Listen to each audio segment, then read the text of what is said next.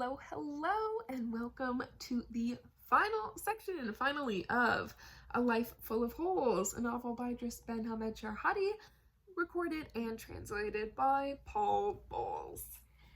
If you've stuck around since the beginning of this one, thank you so much for sticking around and reading it along with me.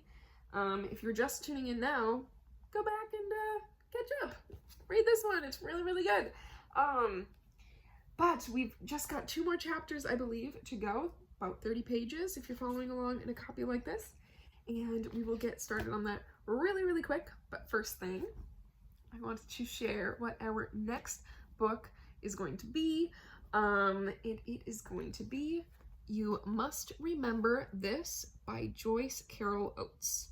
I've heard a lot of good things about the author, Joyce Carol Oates. I don't know a whole lot about this book other than what's, written in the blurb on the back, but it seems like, I don't know, kind of, the one line that really, really gripped me was, it deals with the division between the permissible and the forbidden in this family's life. So, we will see how that one is, but without any further ado, we gotta finish this one up.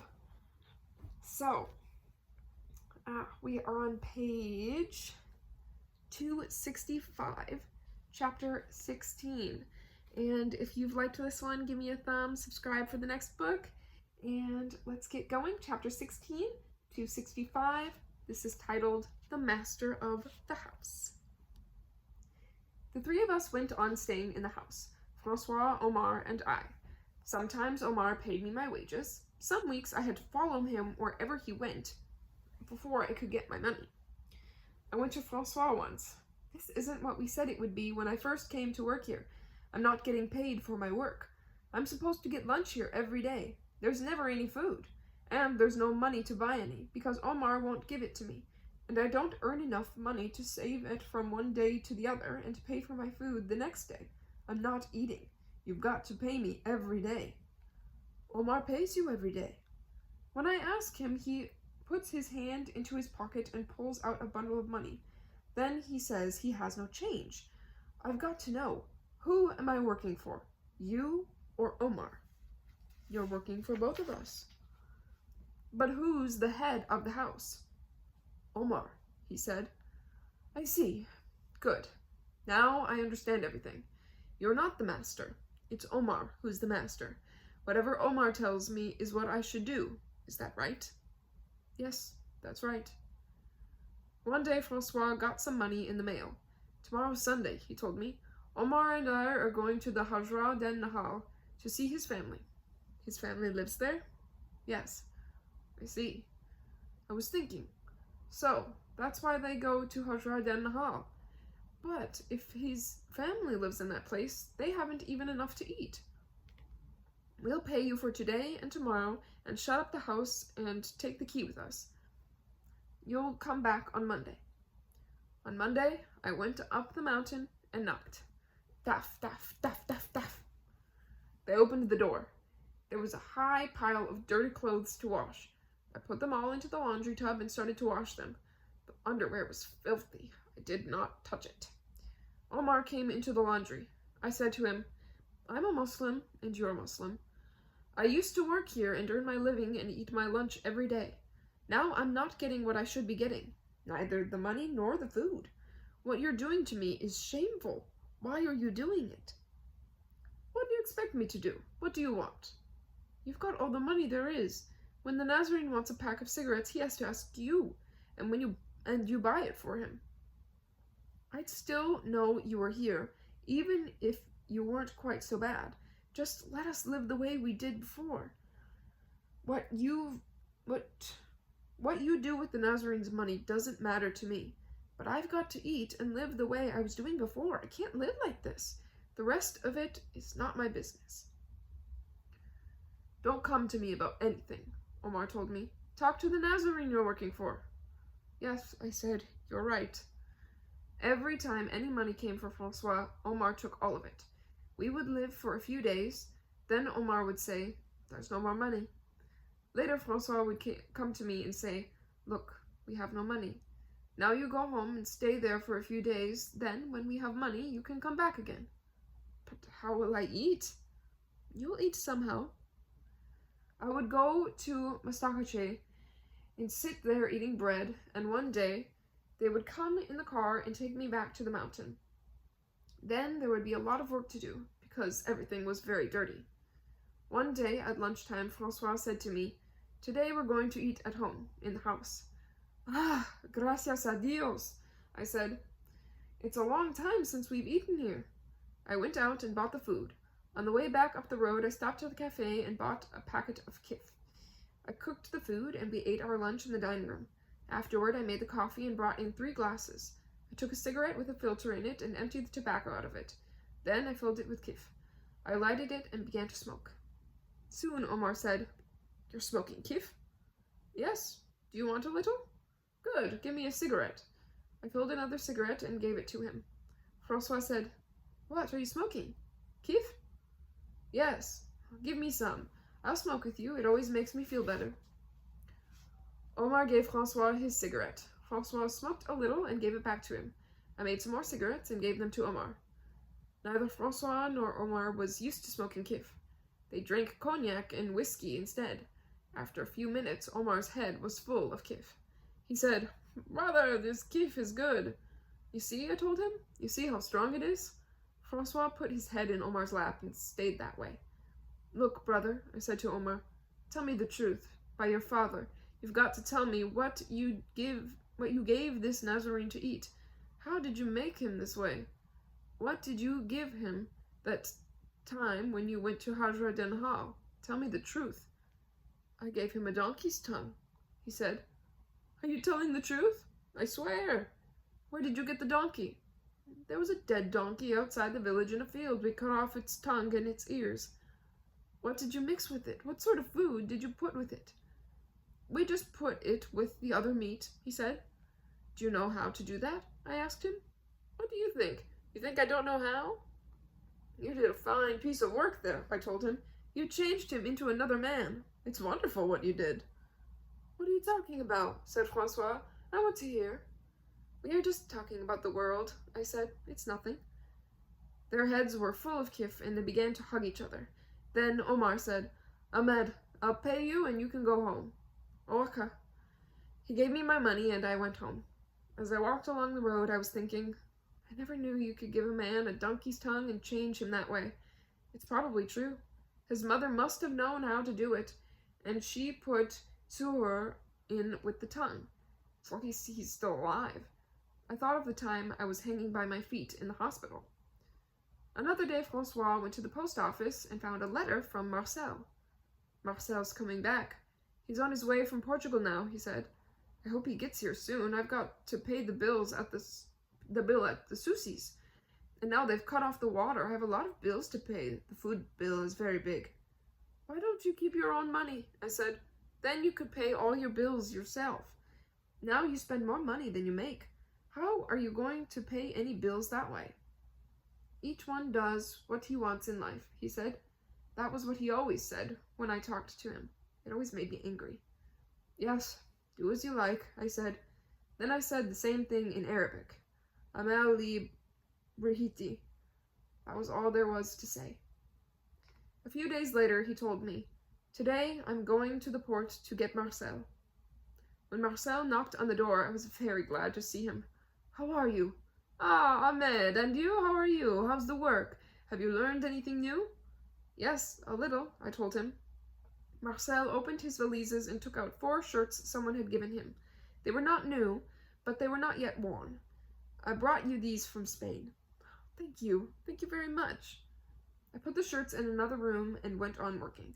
When it was time for me to leave, I went to Francois and said, "May I have my money? It's 5 days you owe me now." "I can't pay you today," he said. "I can give you 500 francs if you like, and that's all." "Marcel gave you a lot of money." "Yes, but I have a lot of bills to pay. I'll pay you in a few days." "All right, give me the 500 francs. Marcel came into the room.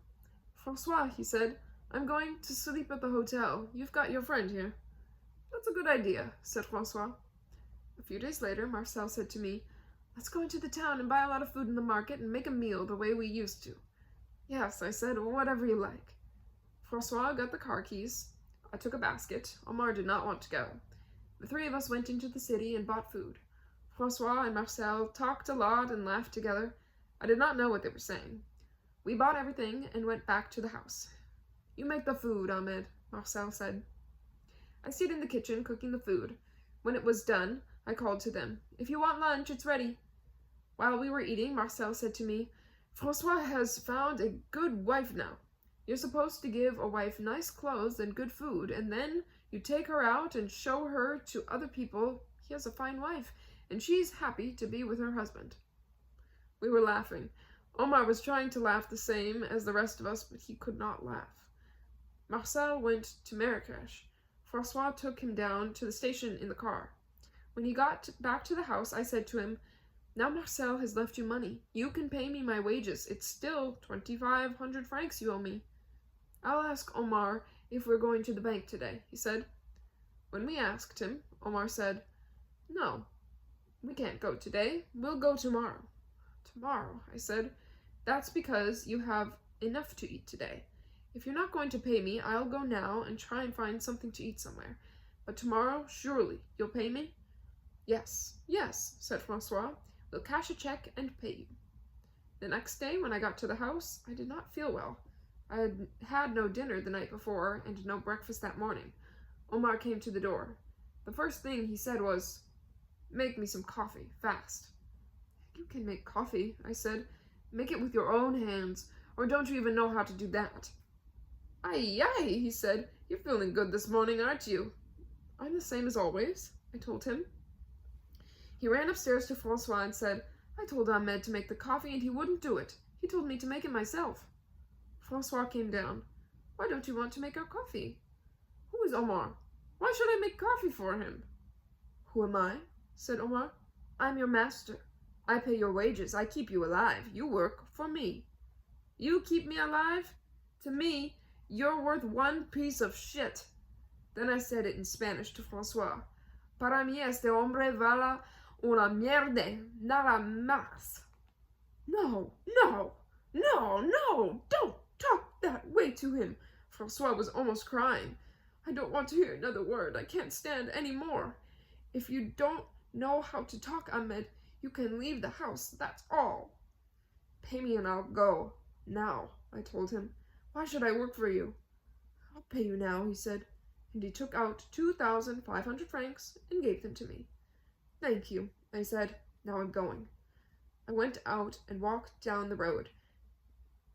Then I heard someone running behind me. Ahmed! It was Francois. I stopped walking, and he caught up with me. Come tomorrow morning, he told me. If you want me to come, I'll come. I went back to Massacre.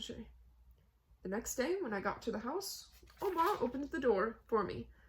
I said good morning to him, but he would not answer. Doesn't matter, I thought. His good morning doesn't mean anything anyway.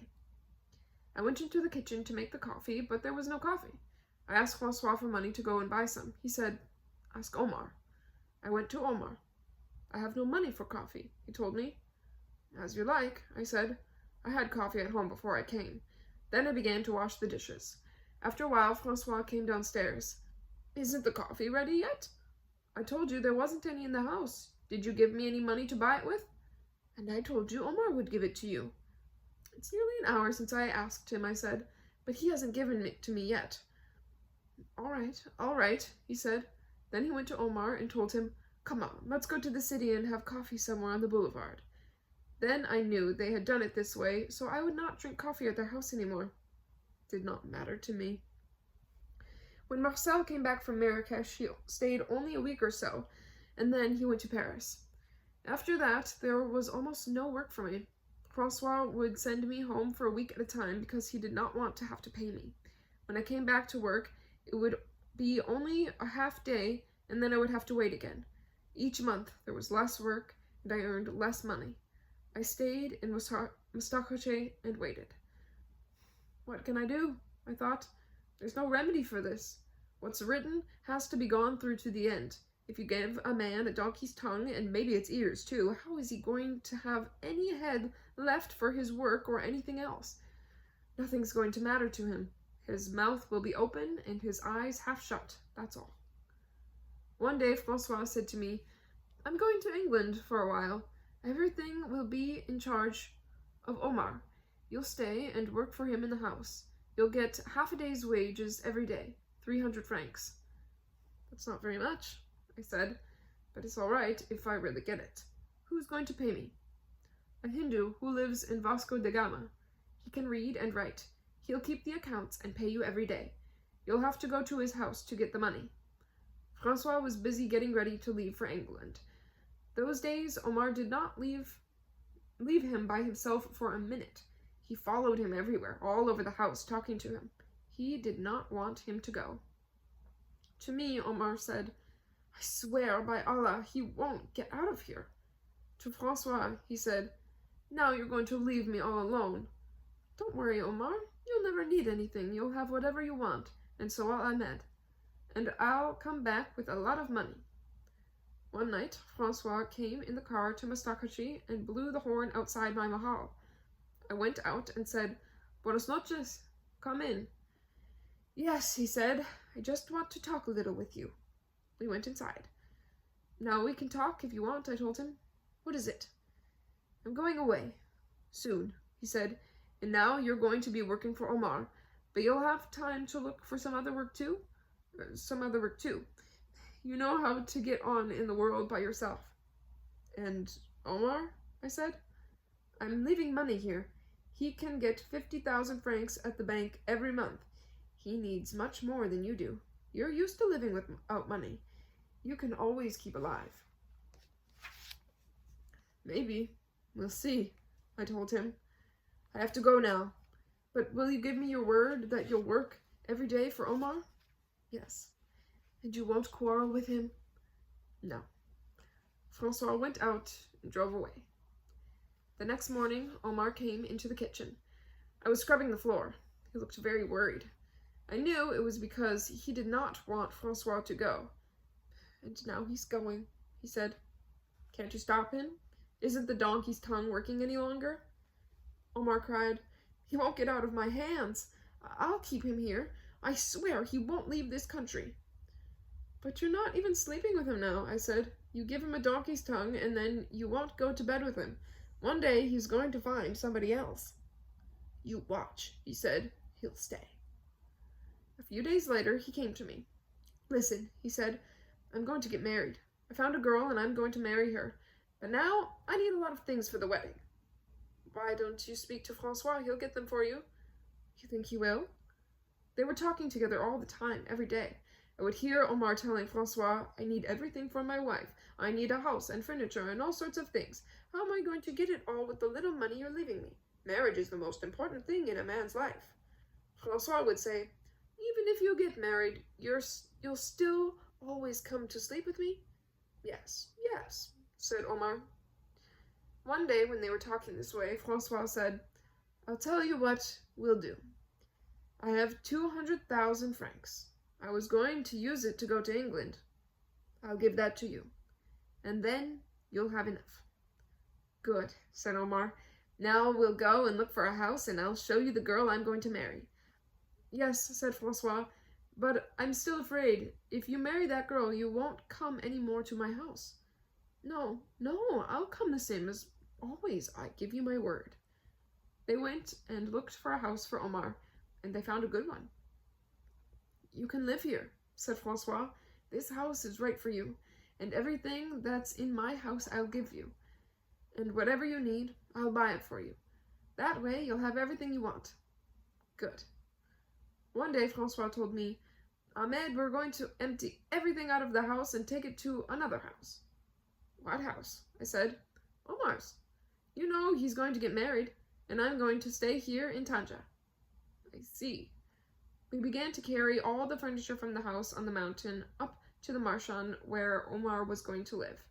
I saw Francois taking all the wood and the machines and tools from the carpenter shop. Why are you taking those things? Does he want them too? Yes, he's got 2 houses. One's going to be a carpenter shop. That way he can make a little money. Ah, I said. We kept filling the car at one house and emptying it at the other until there was nothing left in the house on the mountain. Then we went to Suwannee to have a lot of mattresses made for Omar. Another day, Francois and Omar went and bought trays and rugs and pots and many other things that had to be in Omar's house. When everything was ready in his new house, Omar said, "Now I'm going to have the wedding." The night of the wedding, Francois took Omar to a bar and they got drunk. Then they went to another bar and then 2 more bars. After that, they went to the Café Hafa and sat in the garden. Omar's friends were already at the house. Omar was telling Francois, "I'm going to keep giving it to her all night," and Francois was crying. Then Omar told him, "You've got to take me to my house. I've got to get married now." They were both very drunk. Francois took him in the car to the house on the Marchand and left him. Then he went to his hotel. 2 or 3 weeks went by. I was working at Omar's house every day until 1 o'clock. I did not see his wife. Sometimes Omar was not up by 1, and then Francois paid me. It was better than it had been, because I got paid every day. And one day, when Francois came to see Omar, he told me, "I'm going to look for a house near this one where I can live. Then I'll be near Omar and he can always come and see me." "Do as you like," I said. "You know more than I do." "If you hear of an empty house in this quarter, let me know. If I find one, you can work for me too." Awacha. And I began trying to find a house for him. There were many houses, but they all cost more than Francois wanted to pay. He wanted a very cheap house. One day, he came in his car to my mahal in Mastakachi. "I rented a house in Matafi, near Omar's house. Let's go and buy some whitewash and paint. Then you can put it on the walls and doors for me. First, let's go to the house and I'll show it to you." We drove to Matafi. "Is this the house you've rented?" I said. "How are you going to live in a house without any water, or any bathroom to wash in?" "I like it that way. You can bring water from the fountain every morning." "Yes, but don't you know how to live in... But you don't know how to live in a Muslim house. You're a Nazarene. You've always had water. The rooms are so small you can't sit in them." "I have no money, and this house is cheap." "Your family is always sending you money," I told him, "but you never have any." He never liked to hear this when I said it to him. "This house won't do for you," I said. "It's a house for poor Muslims." "It's all right until I can get a better one." We began to go every day to the Jotea to buy second-hand things for his house. He would buy things that were so old he could not use them. He bought old lamps and 6 broken crates to sit on, and he bought some old curtains that were torn. He had many pictures that he had painted and hung them on the walls. "That's all I need," he said. "The house is full." "But you've got no bed to sleep in." "I'm going to the second-hand market and buy a stuffed mattress with straw. A mattress stuffed with straw. That will be enough for me." "You had a wonderful bed in the other house, and now Omar's got it, and you're going to sleep on straw?" "That's what I like. It will be better," he said. "I sleep better on the floor." Oacha. We went and bought an old straw mattress. When we got it back to the house, I dropped it on the floor. "Soon you'll be a Muslim," I told him. "You'll be sleeping on a mat the way I used to in the cafe." "Each man lives his life the way he wants to," he said. He moved into his new house, and I stopped working at Omar's. I went to Francois's house and worked each morning until 1 o'clock. One day, Omar and I were sitting upstairs in Francois's house smoking. We heard a car drive up. I went down and opened the door. Francois had a very dark Muslim with him. I had known him when I was a boy, and we lived in Amsala. We had played in the street together, but I had never seen him since. "Salam alaikum," he said. "Ah, brother, how are you? How have you been, Masood?" Masood? "Go upstairs," Francois said to him. We all went up. "This is Omar, my friend. This is Ahmed. He works for me." Then I went downstairs. Francois came down with me and began to talk. "This boy is going to do a little work for me here in the house," he told me. "I see. Do you like him?" "Yes, very much." "Good. Now you go to the bakal and buy food and we'll have lunch." "Allah, what a day," I said. "It's a long time since we've eaten together." We've never had a meal in this house. Yes, it is a long time, he said, but now we're going to. After lunch, Francois took Masoud out in the car to the beach. I sat down again and said to Omar, "What do you think of that one who is here?" "Nothing," he said. "It doesn't matter to me who he brings here. I've got money now, and I've still got the Nazarene. I told you he wouldn't get away." "Why did he bring him?" I said. "You told him you were going to go on sleeping with him." "I don't believe you're sleeping with him anymore, and that's why he got that one with him." "I'm going to leave my wife at home in bed and come down here and sleep with him?" "Do as you like," I said, "but Masoud's going to put you out of here someday. Wait, you'll be in the street." "That one's going to put me out? What do you mean? You know I own half of everything the Nazarene has. Whenever he gets any money, I always get half of it. You know that." "I know he did you a big favor. You didn't even have enough to eat for one night. You got more money from him than you've ever seen in your life. He paid for you to get married and got you a good house, and you still say you have half his money?" "He's done nothing for me," said Omar. "Everything I got for him, I got in spite of him. He never gave me anything because he wanted to. I got everything by myself. I worked hard to make him give it to me." "Yes, you're right," I said. "Muslims never think anyone has been good to him. You're not the only one who thinks the way you think." "And you?" he said. "I think he's always been good to me. He's done many things for me, and I'll never forget all those things. I thank him for what he's done for me. The two of them came here, and they were good people. You're the one who ruined the house and separated them.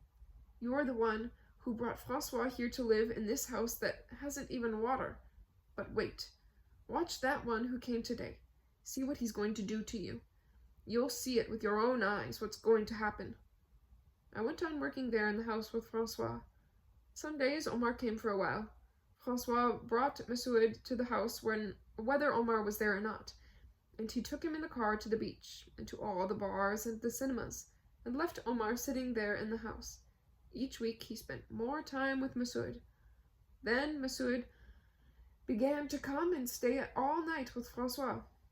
Every 2 or 3 nights he would come and sleep on the mattress with him. One morning the car stopped in front of the house. Francois and Masoud got out. Masoud had all his things with him. "What's happening?" I said. "Is that one going to live here?" "Yes, he's going to live with me the same as Omar used to." "Good. You like him that much?" "Yes, I like dark boys." Sometimes Masoud and Francois talked together, like friends, and sometimes they argued, but they were always together. I said to Omar, "You see? What did I tell you? By Allah, that black one is going to put you out of here yet. You've got no more bread in this house. That was long ago, the time when you were in charge. Not anymore."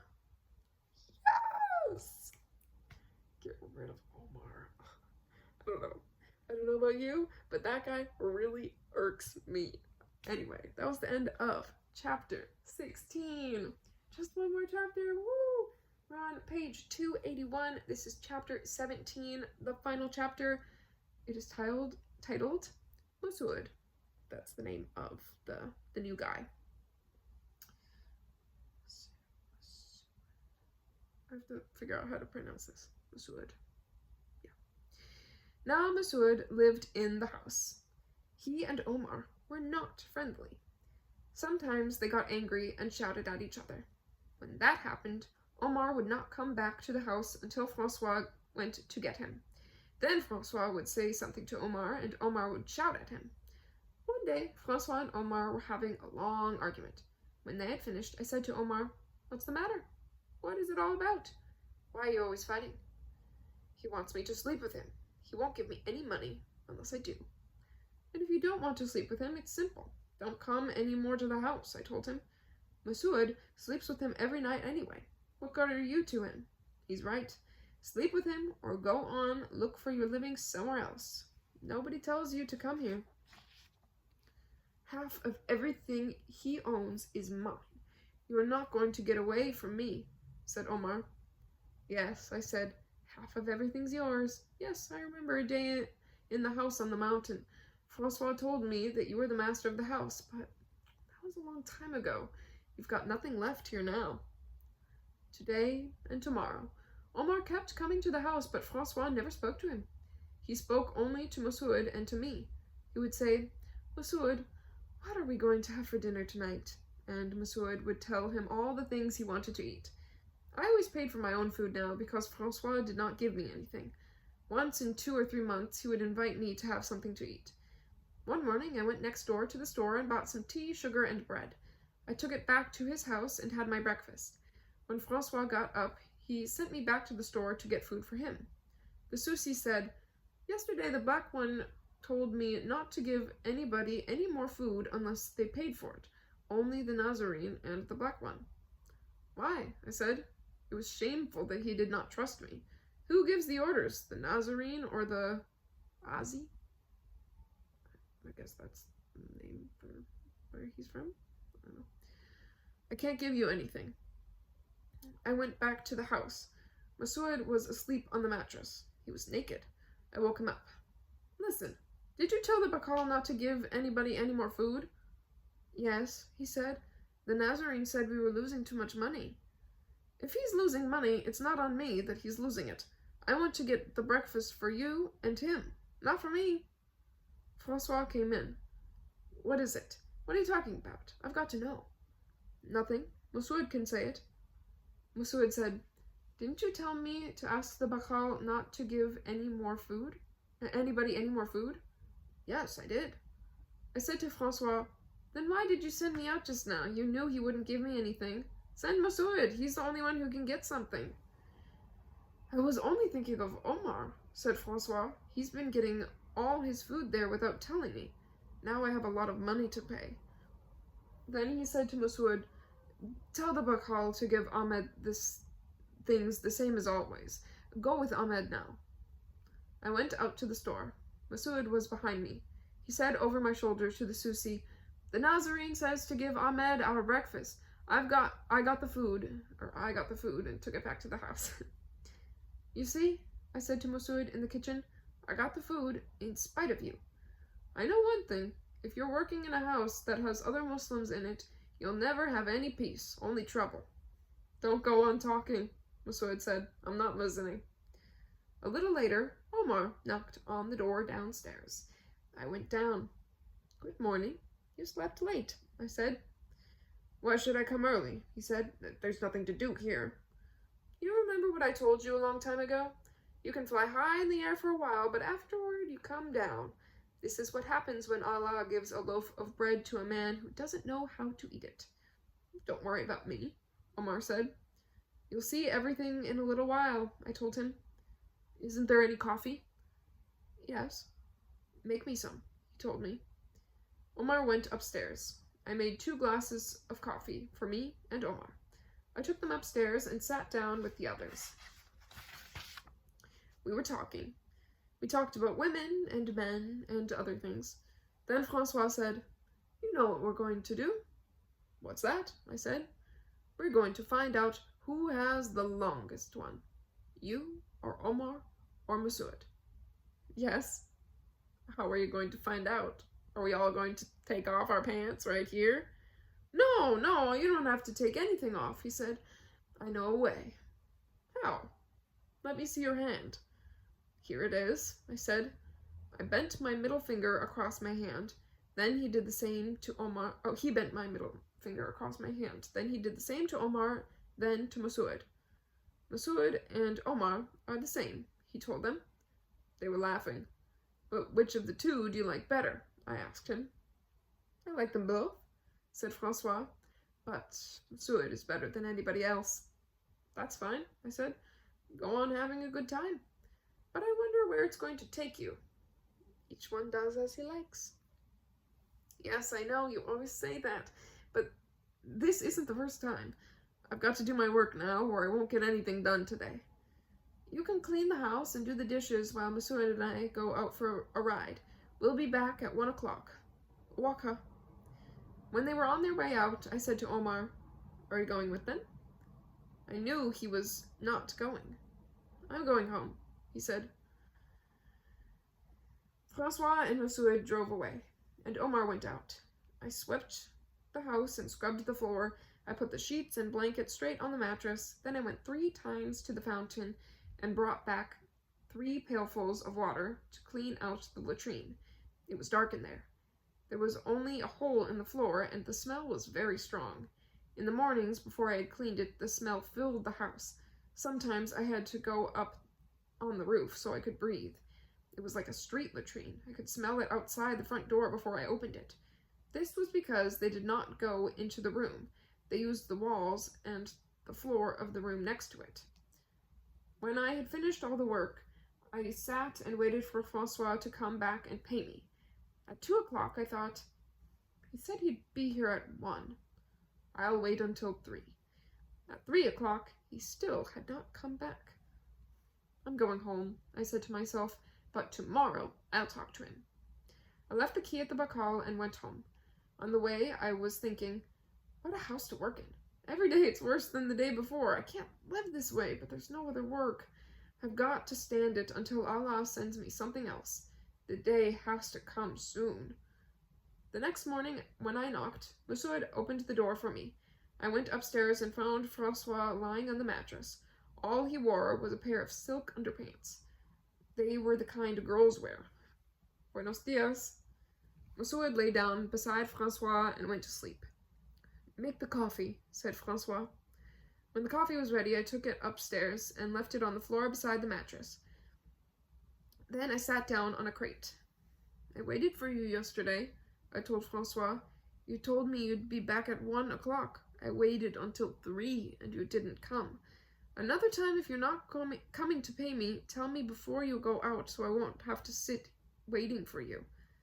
I owe you for yesterday and today, he said, but tomorrow I'm going to have some money and I'll pay you. Oaxa. We're going out. When you finish, go home.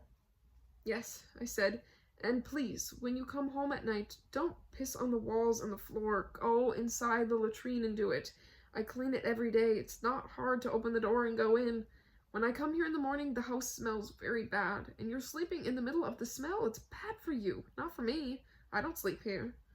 All right, Ahmed, all right. The next time I find filth in the room outside the latrine, I'm going to leave it. I'm not going to clean it up. I'm tired of mopping everything, even the hall. That's enough, said Francois. We're going out. When you finish, go home. I had to get 4 pails of water to clean the latrine in the room next to it. When I went home, I was angry, and the next day, I was angrier. Those people owe me 2 days' wages. When I go to their house, they run out and leave me alone.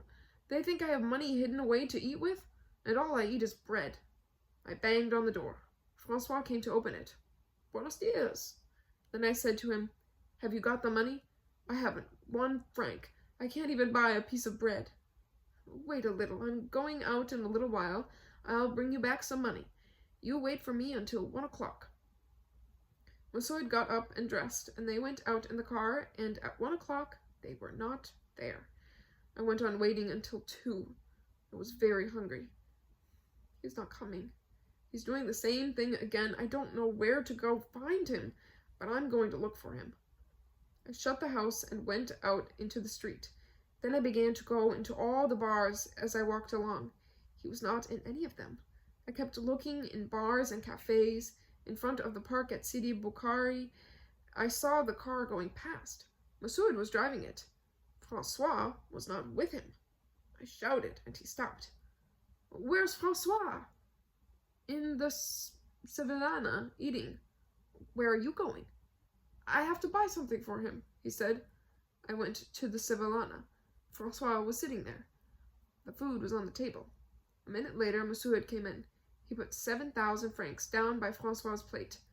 I stood by the table. Have you got my money? I said. No, but I'll bring it later to your house. They were eating beefsteak and eggs. Francois had a bottle of wine, and Masoud had a glass of beer. They began to talk and laughed together. And that money there on the table? I said. Oh, that's not mine. Whose is it? Masoud's? Yes, Masoud has a lot of money, I said. But how much did he have when he came to your house? We're not going to talk about it here, he told me. It's shameful, I said.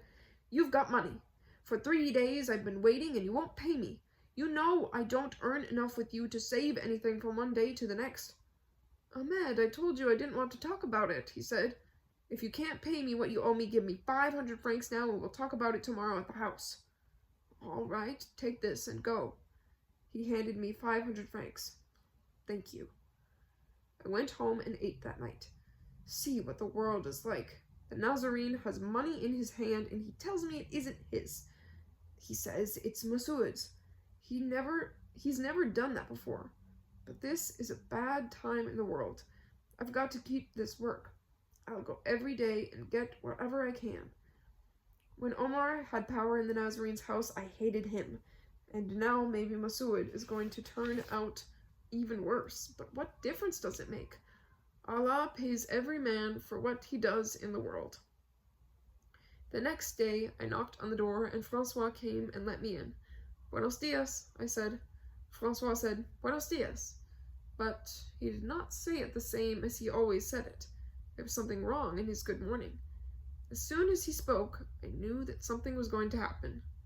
Ah, I thought, the Nazarene's not happy today. I went upstairs and sat down.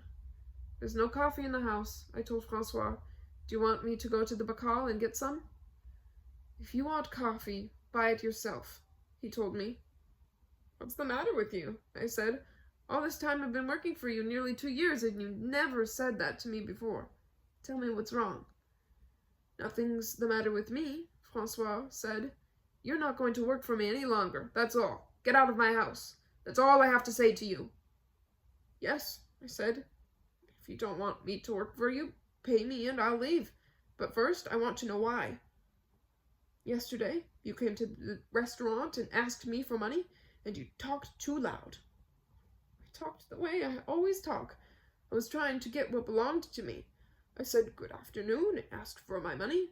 Nothing more. I said to you, please pay me. And you said you had no money. There was a lot of money on the table. You gave me 500 francs out of all that money that was lying there. And you said it wasn't yours. You said it was Masoud's. How can it be his? He came here without anything. He didn't even have a whole pair of pants, and now all the money is his? What sort of game are you playing with me? Masoud jumped up from the bed. Don't talk about me, he cried. All you have to do is keep your mouth shut, I told him. I'm talking to the Nazarene. You've got nothing to do with it. I'll give you time to talk later. Lie down and keep still. And if I don't, I'll show you how. No, said Francois. Please, that's enough. Masoud, keep still. Masoud did not say any more. Now you can talk, I told Francois. What were you saying? You want me to go? Yes, go. Good. Pay me. I'll go. He pulled out 1,000 francs. Take it, he said. You owed me this, I told him. I came today. Pay me for today, too. He gave me another 500 francs. Goodbye, I said. The God who made me will give me better luck someday. I went home and ate. For a few days, I looked around the city for work. There was no work. No one was working, and no one was eating. A few days later, I was walking in front of the Spanish school. I saw a yellow car coming along, full of people. When it was beside me, Francois stopped it. I walked over and looked in. He had only Muslims inside. Omar was there with his wife and 2 brothers who had just come from the war in Algeria, and there were 2 women in jalabas with them. They were going to Hajra den Hal. Look, Ahmed, said Francois, please, come to the house. If you want me there, I'll come. Yes, come, he said. Adios. And I walked along thinking, Omar's still working on him. He's probably going to feed him more suhoor. The next day, I went back and started to work again for Francois. He did not say why he had asked me to come back, but I knew it was because the house was dirty. It was so filthy that he could not live in it any more unless it was cleaned out. Now there was not even coffee in the kitchen. Each day, Masoud and Francois got up. They drove away in the car to have their breakfast. and they did not come back before I left. I went home without any money. I waited a few days. One morning I was scrubbing the floor upstairs. I thought, I've got to talk to him. I'll starve if I don't. I called down to Francois. When you come up, may I talk to you a minute? A little later he came upstairs. What is it? Look, I said, please. You asked me to come back and work, and I'm here working every day, and you haven't paid me at all. You always tell me to wait. If you don't want me to work for you, just say to me, I have no work for you, Ahmed, and I won't come anymore. I walk all the way from Mustakachi to Matafi, and many times it's raining, and I'm not earning any money at all. What's the use of coming here every day unless you're going to pay me? But we're going to have a lot of money soon, he told me. I'll pay you then. I've waited and waited. A man can be hungry only for so long. He can't go on forever. Can you understand that? Haven't you any respect for the people who work for you? Yes, he said. And there's going to be money. Just be patient. I know, but I have no food and no money to buy any with. I can't even buy one cigarette if I want to smoke. And I'm hungry. How can I be patient? Francois put his hand into his pocket and pulled out some coins. There were about 700 francs there. Look, this is all I have. It's impossible, I said. You get money in the mail. Where does it go? You know, I'm always going to bars with Masoud at night. I get drunk every night. That takes all my money. But why? I said. Why do you do that? Nobody makes you go out and get drunk. Can't you remember that you need money in your house? Once you've paid all your bills and don't owe anybody anything, then you can go out and get drunk. Whenever I said anything like that to Francois, he got angry. I saw that there was nothing I could do. I won't get any more bread from him, I thought. It's really finished. He gave me 300 francs for 3 days' work. That's all, he said. Come back tomorrow. There's an American lady coming. Maybe we'll have some money afterwards. I took the 300 francs. The next day I went back. I was cleaning out the latrine when the American lady knocked on the door. Masoud was downstairs washing his face, and he let her in. They were speaking English. Hello, hello. She came upstairs. She had blonde hair. She wore trousers and a man's shirt with the sleeves rolled up. Her face was painted in different colors, green and blue around her eyes and orange on her mouth. She had no eyebrows, only 2 lines of black paint. Hello, she said. Buenos dias, I said. I was standing on the stairs that went up to the roof, looking at her. Francois opened the door of the bedroom. A Spanish boy, who was a friend of Masoud's, had been sleeping there the night before. He was still lying on the mattress. Francois was saying, Levantate. You've got to get up now. Then Francois came out and shut the door. He was putting on his shirt. They sat down and began to talk. Masoud came upstairs. He was wearing nothing but some girls' undershorts, like the ones Francois wore. They were like a window to show everything inside. And he was not ashamed to walk around the room in front of the American lady. Francois liked to have him dressed that way. Make us a little tea, Ahmed, said Francois. There's no sugar. He gave me some money. I went to the bacal and brought back the sugar. While I was making the tea, Omar came to the house. Pepe, the Spanish boy, got up and dressed and went to sit with the others. I took 5 glasses of tea upstairs. I had to wash the steps to the roof. I was thinking, they'll be finished talking in a little while. Then I can clean the room where they're sitting. Pepe began to play records on the phonograph. They went on talking. Francois, Masoud, Omar, Pepe, and the American lady. They were having a good time. I went up to the roof and began to wash the steps from the top until I got to where they were. Masoud looked at Pepe and winked at him. The 2 started to laugh. Then all of them were laughing. Ka, ka, ka, ka, ka, ka, ka. They're laughing because I'm washing the stairs, I thought, and because I'm wearing these old trousers, and because I'm hungry. They think I'm something to laugh at. My mouth filled with saliva. I walked toward Masoud and spat it all into his face. It ran down his cheek and across his mouth. They all stopped laughing. All but Omar. He laughed harder than before. "Why don't you laugh now?" I said to Monsieur. "Go on. Laugh." Francois looked at me. His face had turned yellow. Then the American lady laughed again 2 or 3 times. I put the rag into the pail of water, wrung it out, and went on washing the stairs. When I had finished, I went up onto the roof. There was a welding torch on the floor. It had a rubber tube that was connected to a big tank of gas. I lighted the torch and played with it for a few minutes. I was still thinking about the way they had all laughed. Then Monsieur came up the stairs. He had his jacket in his hand. His face was very angry. "Why did you spit on me?" he cried. "Who are you? Why were you laughing?" He kept coming nearer. I opened the flame wider.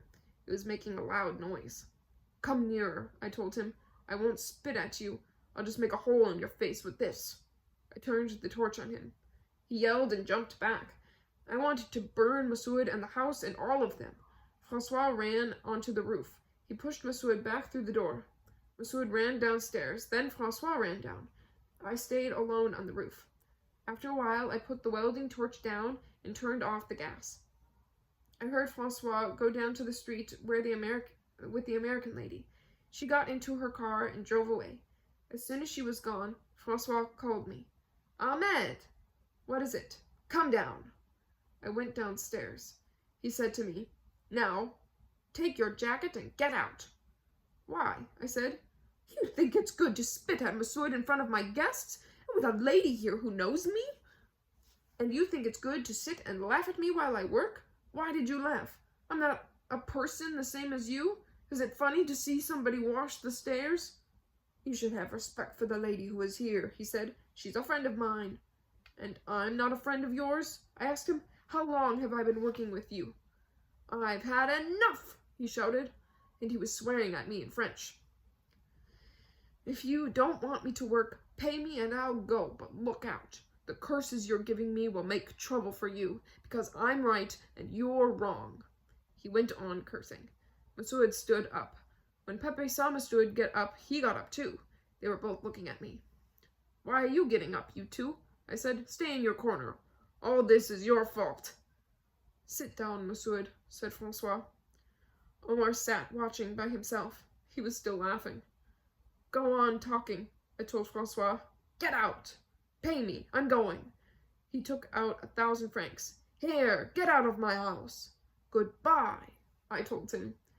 "Someday you'll see where all this is going to take you. Instead of saying, 'I'm sorry, Ahmed,' you're throwing me out with curses. Good." I went out. It was still early. I walked down to Mustafa's cafe. He was there. "Ahmed, you've come early today." "A little," I said. He asked the Kahwaji for the kif pipe. "Fill it up," he told me. I had no kif. I borrowed a nabula and filled the bowl and began to smoke. "It's good kif," said Mustafa. "Yes, it's not mine. Are you still working?" "How did you know?" "I just stopped. It's all finished."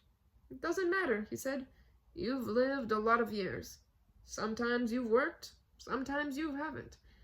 If you want to come back here and sleep on the floor, you can come." He said, "No, Mustafa, thank you. Not now. I can't do more than that for you. Thank you, Mustafa." I was thinking, look at all the work I did for that Nazarene. And when it ended, he cursed me and threw me out. But that's all right. The stork has to wait a long time for the locusts to come. Then he eats. And that is the end. That's the end of the book. Oh man, so dramatic there at the end. Kind of bummed it ended on like a sour note, but you know, he had a lot of ups and downs, and man, he really lived a very interesting life. You know, power to him. And so yeah, if you liked this one, give it a thumb. Check out the next book with me. You Must Remember This, Joyce Carol Oates. I'll see you next time. All right, bye.